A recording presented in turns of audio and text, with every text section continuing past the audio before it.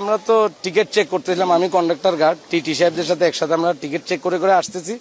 AC বগিতে আসার পর হঠাৎ করে মনে হলো যেন ধোঁয়া আসতেছে। তাড়াতাড়ি দৌড়ায় এসে দেখি যে পুরা পাওয়ার কার ধোঁয়ায় অন্ধকার হয়ে গেছে। পরে আমরা পিছনে গার্ড সাহেবকে ফোন দিয়ে বলছি যে ড্রাইভারকে বলার জন্য যে গাড়ি দাঁড় করাইতে। গাড়িতে মনে হচ্ছে যে না আগুন লাগছে, গাড়ি দাঁড় করাইছে। পরে আমরা নেমে দেখি যে এই অবস্থা। পরে আমরা দুই পাশ থেকে গাড়ি আলাদা করে দিছি। এই দুইটা বগি না, আল্লাহর মতো যাত্রীদের কোনো সমস্যা নেই। যাত্রীদেরকে আমরা নিরাপদে সরাই নিতে পারছি। আমরা একটা রেলের আগুনের মেসেজ পাই, আমরা দ্রুত গতিতে আসছি এখানে বাটিয়ালি। আসে দেখে এটা একটা এসি বগি এবং একটা পাওয়ার ইউনিটে আগুন উপায় লেগে আছে। সেখানে আমরা ফোম সেটিং এর সাধারণ পানি এবং এখানে হাইড্রেন দিয়ে আমরা আগুনের নিয়ন্ত্রণে আসছি। এই পর্যন্ত এখন আমরা ভিতরে ঢুকতে পারি না, একটু তাপের কারণে।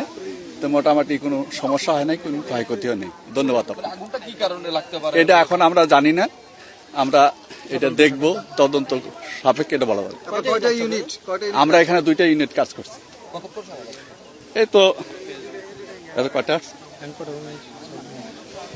কোনো ধরনের ইনজুর না, কোনো ধরনের ইনজুর হয় নাই, কোনো ধরনের ইনজুর হয় নাই, কোনো হতাহতের খবর নাই।